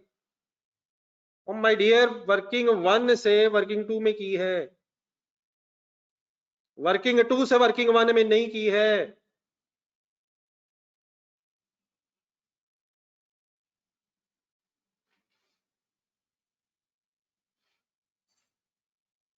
जी मेरी माय डियर अली, इसीलिए मैंने कहा कि बीएम की भी इंशाल्लाह बुक्स वगैरह जो बाकी सब्जेक्ट्स की हैं इंशाल्लाह इस वीक में आ जाएंगे इंशाल्लाह, मंडे तक। तो एक आधे मंडे ट्यूसडे, आज मंडे तो वैसे हो गए इंशाल्लाह, लेकिन उम्मीद है कि आपको नेक्स्ट वीक तक मिल जाएंगी। चले बेटा आगे चलें, छोड़ें इस बात को। ये अच्छा किया इस बार आपने। जी माय डियर, पॉइंट नंबर 4 में लेबर कॉस्ट डायरेक्ट गिवन है 50,000। अब जरा स्पीड अप हो जाए। First line labour cost 50। जी Hamza okay? Hamza prime cost का टोटल बताएं हमजा।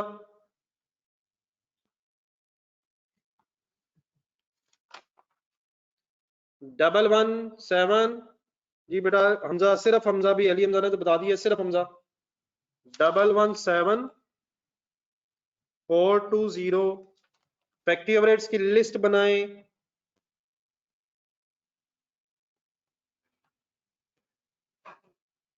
फैक्ट्री ओवरहेड्स की लिस्ट बनाएं। मैं आपके सामने टेबल करने लगा हूं जहां पे फिगर्स दी हुई हैं। लिखें खुद से, जरा जल्दी हो रहे विदाउट वेस्टिंग एनी टाइम।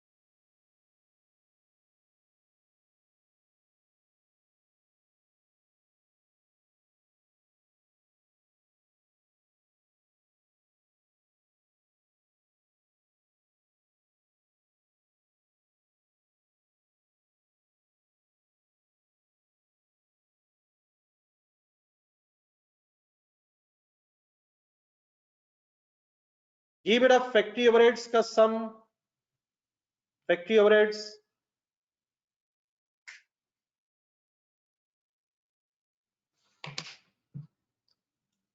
जी ठीक है, सही है सही है। इनका फैक्ट्री ओवरहेड्स आ गया है। अब टोटल मैन्युफैक्चरिंग कॉस्ट फाइनल करें। ठीक है, ठीक हो गया। टोटल मैन्युफैक्चरिंग कॉस्ट फाइनल करें।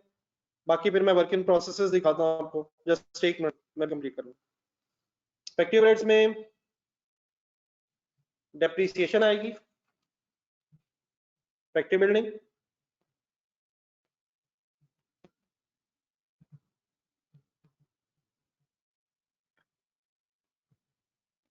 अमाउंटिंग टू रुपीज है ये 60,000।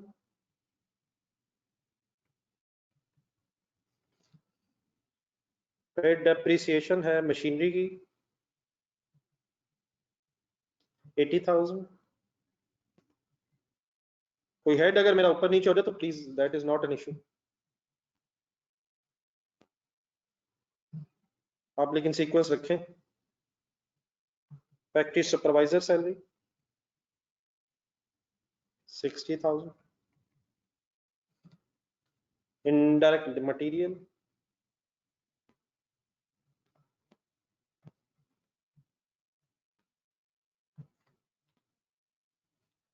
is 20,000. Indirect labor 25,000। इसका सम बनेगा 245,000। ठीक है, थैंक यू। और फिर प्राइम कॉस्ट में फैक्ट्री ओवरहेड्स ऐड करके टोटल मैन्युफैक्चरिंग कॉस्ट बन जाएगी आपकी 362 420। ठीक है जी, 362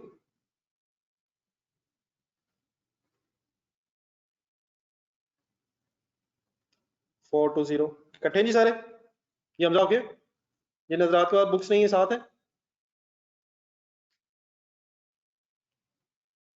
जिनके पास बुक्स नहीं है खासतौर पर बेटा साथ ही है। ये आगे बढ़े। देन बेटा इसमें फिर opening work in process and closing work in process figures में दिखाता हूँ।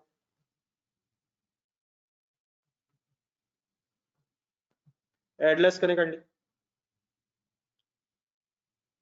ओपनिंग वर्क इन प्रोसेस की फिगर जरा देख लें मेरे साथ। 10,000 है opening work in process, note कर लें आप लोग 10,000। ये मॉस जस्ट मिनट बेटा। और क्लोजिंग वर्क इन प्रोसेस ये पॉइंट नंबर 5 में 8,000 दिया हुआ है।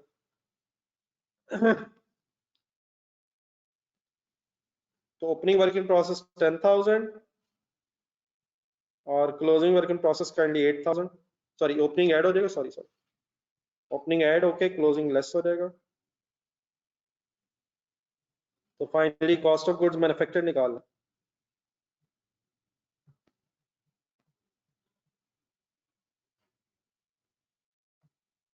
Cost of goods manufactured finally are 364,420। ठीक है, thank you, thanks a lot. Abu Bakar please figure ठीक करो यार। जी बेटा जिशान, आपने पीडीएफ के अलावा तो नहीं कुछ एक्स्ट्रा खोला हुआ? जिशान अली, जाहिद अहमद, पीडीएफ के अलावा तो नहीं कुछ खुला हुआ क्लास लेते हुए? नुमान अहमद, नजम, नहीं खोलना तो अहमद अहमद जावेद साहब कुछ भी नहीं है, लेकिन बच्चों ने अब और भी सॉफ्टवेयर खोले हुए हैं। मोहम्मद मसब बिन आसिम, पीडीएफ के अलावा तो नहीं है बेटा कुछ? एंजॉय तो नहीं हो रहा क्लास के दौरान? मोहम्मद आरिस, मोहम्मद दानियाल,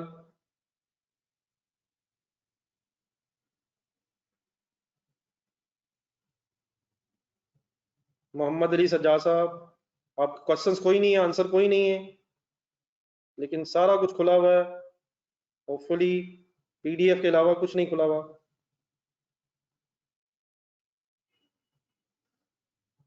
जी फैजाना साहब, अतार रहमान, जिन लोगों का मैं नाम नहीं है, पीडीएफ के अलावा तो नहीं कुछ खुला हुआ?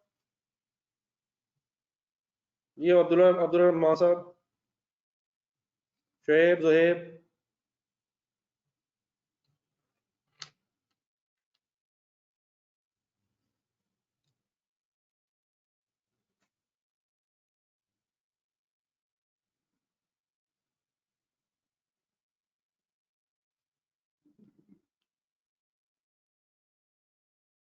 जी राज साहब जल्दी कर ली देखे थे।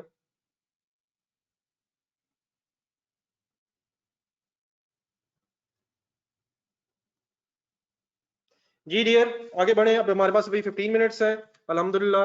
अब 15 मिनट्स में हम कोशिश करते हैं कि हमारी स्टेटमेंट ऑफ प्रॉफिट और लॉस जहां तक फाइनल हो जाए। स्पीड अप इंशाल्लाह। मुझे उम्मीद है कि जो मेन इशू है इंशाल्लाह वो रिजॉल्व हो जाएंगे। आए, बिस्मिल्लाह पढ़ें, ओनर का नाम लिखें। इसका मकसद बेटा ये बताने का सिर्फ ये है कि अगर आपके पास कोई और सॉफ्टवेयर खुला हुआ है तो प्लीज क्लास लेते हुए आपकी अटेंशन क्लास के अलावा प्लीज कहीं नहीं होनी चाहिए, प्लीज। और कोई मकसद नहीं खुदा न खास्ता आपको तंग करना या आपको कोई क्रिटिसाइज करना, खुदा न खास्ता मकसद नहीं होता। सम टाइम बच्चे बच्चे ही होते हैं। सिर्फ ये एहसास दिलाना कि क्लास प्लीज प्रॉपरली लें, यही मेरा ऑब्जेक्टिव था। तो आई होप कि आप लोगों ने बुरा नहीं मनाया होगा। Statement of profit and loss.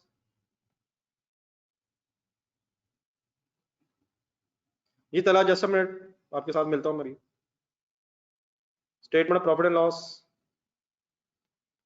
for the year ended 31st December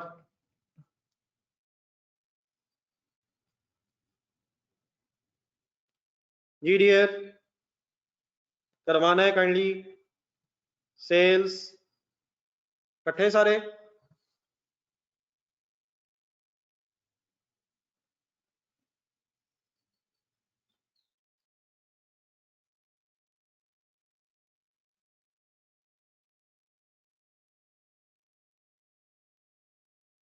ji sir, sales के एंगल से जरा इंफॉर्मेशन पढ़ लीजिएगा। पॉइंट नंबर 7 बाकी चीजें चलो मैं उसके साइड पे कर दूं, मैंने हाईलाइट की हुई। जी नंबर 7 में कहता है 55 unit sold for rupees 5500 per unit. आए कैलकुलेटर पकड़ो, 55 units multiplied by 5500 is equal to 302,500। ठीक है ठीक है ठीक है। ऐसे आप आंसर बेटा सिर्फ मैच कर लिए करें, अनलेस मैं आपसे कहूँ कि मुझे बताएं। मेरा ख्याल वरना ऐसी टाइपिंग में आपका टाइम वेस्ट होता है। थैंक्स अलॉट बारा। देन माय डियर आए गेम चलाएं आगे। कॉस्ट ऑफ सेल्स, और उसके लिए अब वर्किंग नंबर 3 शायद बन जाएगी हमारी। Cost of sales manufacturing business है, वर्किंग नंबर 3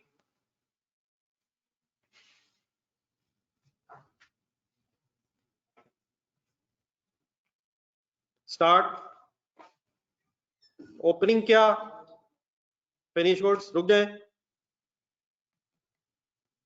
ओपनिंग स्टॉक और फिनिश गुड्स, बेटा ये वर्किंग ना मेरा ख्याल है मेरे साथ समझ लें, इसमें लॉस है, कोई डरे बगैर रिलैक्स रहना आपने, चीजें मैं ढूंढ भी दूं मेरे साथ साथ प्लीज रहें, ठीक है? आप ढूंढ लें मेरे साथ, बाद में आराम से नोट करते रहिएगा। 15 यूनिट से और 65,000 रुपीस का ओपनिंग स्टॉक था। तो यूनिट्स की अब क्यों जरूरत है वो बाद में बताता हूं, पहले अमाउंट लिखना है। 65,000 प्लस इसमें क्या होना है, कॉस्ट ऑफ गुड्स मैन्युफैक्चर्ड ने, और कॉस्ट ऑफ गुड्स मैन्युफैक्चर्ड ने कहां से आना है, वहीं से जहां से सॉल्व किया है।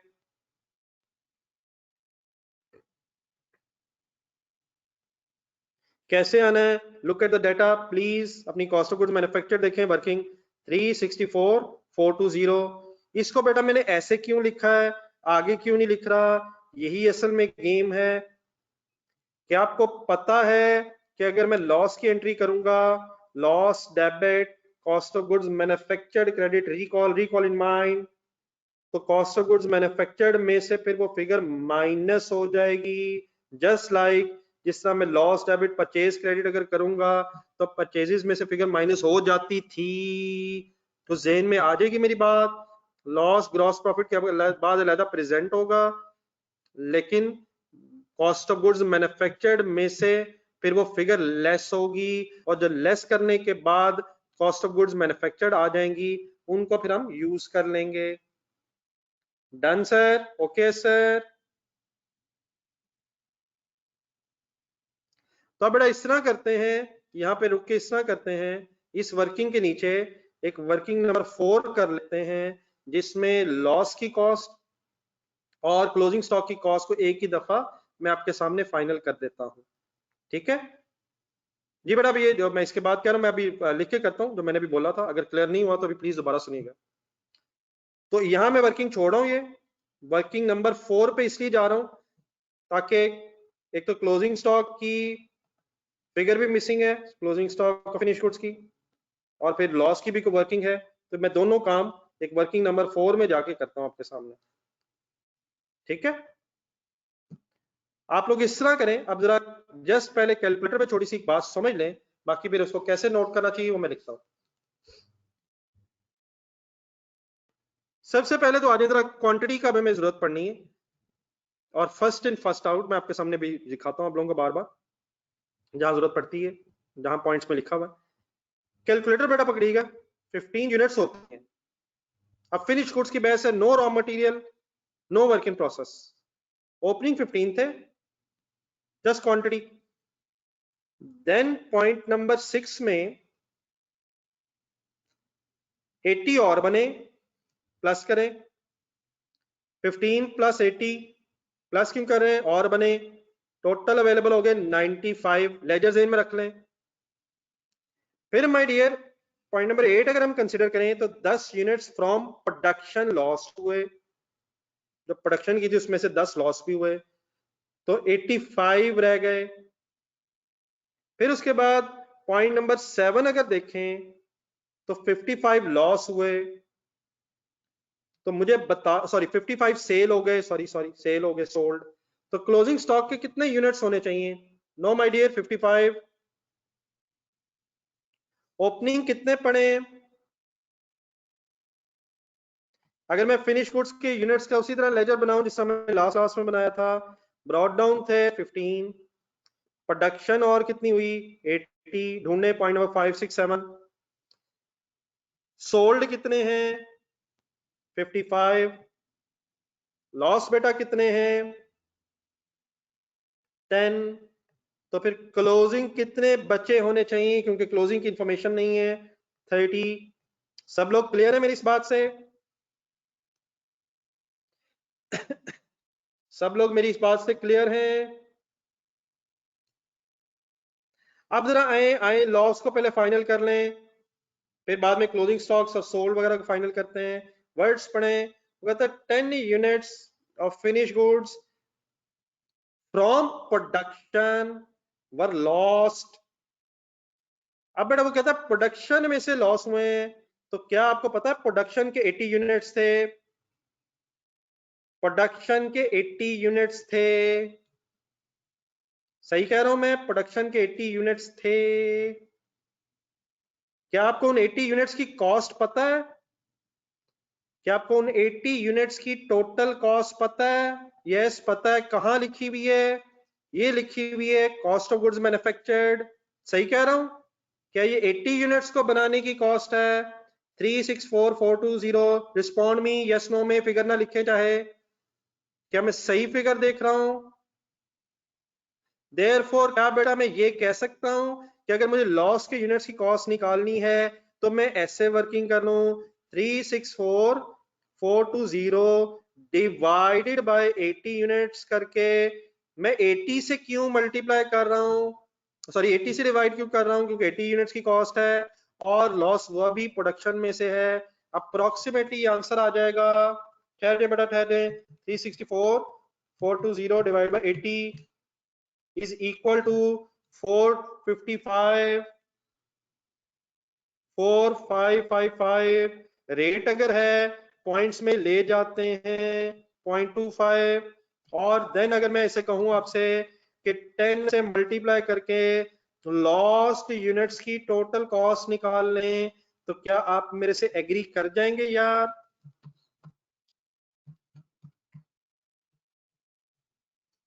और फाइनली अगर मैं कहूं कि ये फिगर तकरीबन 45553 है, तो इस बात को समझ जाएंगे यार?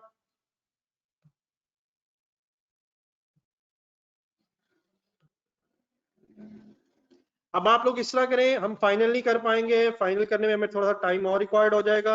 आप लोग इस तरह करें, ये इसे वर्किंग नंबर 4 कह के लॉ कैलकुलेशन ऑफ लॉस के एंगल से एक हेडिंग बना लें। बाकी फिर क्लोजिंग स्टॉक की वर्किंग कैसे होनी चाहिए, क्लोजिंग स्टॉक कहाँ से बचा होगा, वो भी इंशाल्लाह डिसाइड करेंगे, लेकिन आज अब रहने दें। कैलकुलेशन ऑफ लॉस की हेडिंग बना लें, एटलीस्ट ये लिख के उठिएगा, इंशाल्लाह फिर कल कंप्लीट करेंगे। बेटा 80 यूनिट्स बने यार, 80 यूनिट्स में से लॉस हुआ है, क्या करे यार शराज? मैं प्लीज इतनी देर से पूछ रहा हूँ, उस वक्त क्यों नहीं बनाते आप, बताते आप? नहीं बेटा ये हाफिज साकिब साहब, ये लॉस नहीं है। शराज अमीर साहब ना करें यार खुदा के लिए, 80 यूनिट्स की प्रोडक्शन है, 80 यूनिट्स की प्रोडक्शन है और प्रोडक्शन में से लॉस हुआ है यार। तो 80 यूनिट्स की कॉस्ट है यार जो बने। कॉस्ट ऑफ गुड्स मैन्युफैक्चर्ड का क्या मतलब होता है शराज साहब?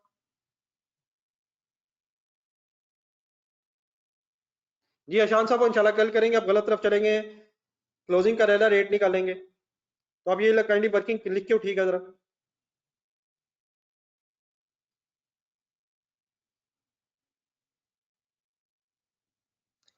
ये क्वेश्चन होमवर्क नहीं है, होमवर्क के लिए मैं एक दो छोटे छोटे क्वेश्चन और देता हूँ, वो आप कीजिएगा। तो इसको रहने दें, ये मैं खुद कंप्लीट करूंगा, अभी ये नहीं हो पाएगा आपसे। तो इसकी मैं जो डिस्कशन अभी रहती है वो मैं खुद इंशाल्लाह आपसे कंप्लीट करता हूँ।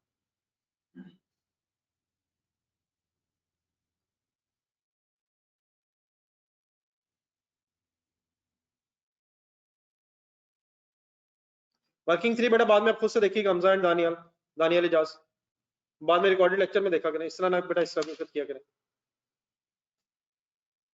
जी आतिफ अब्बास साहब, ये जब आपकी फर्दर प्रैक्टिस हो जाएगी तब बेटा डेफिनेटली इसका टाइम मिनिमाइज होना चाहिए। फिलहाल बेटा आपने 4 रखना है, 5 रखना है, वो इस तरह का इशू ना बनाए।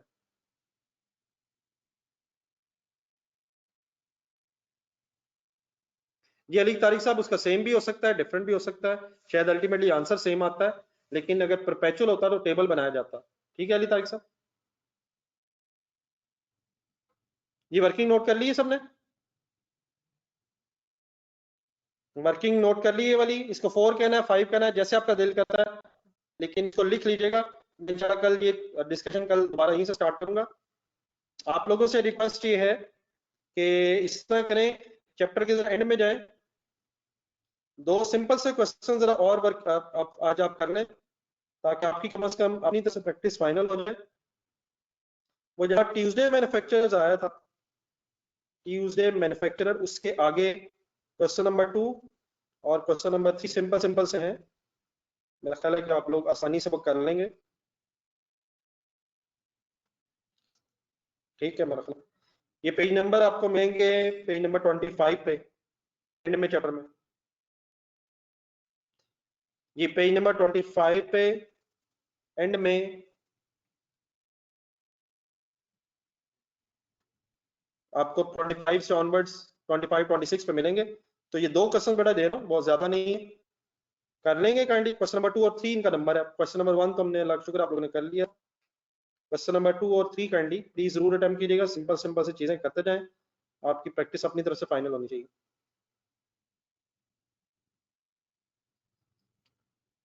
जी नजम साहब वो कर लेंगे इंशाल्लाह, वो कल इंशाल्लाह डिस्कस करेंगे। अल्लाह हाफिज।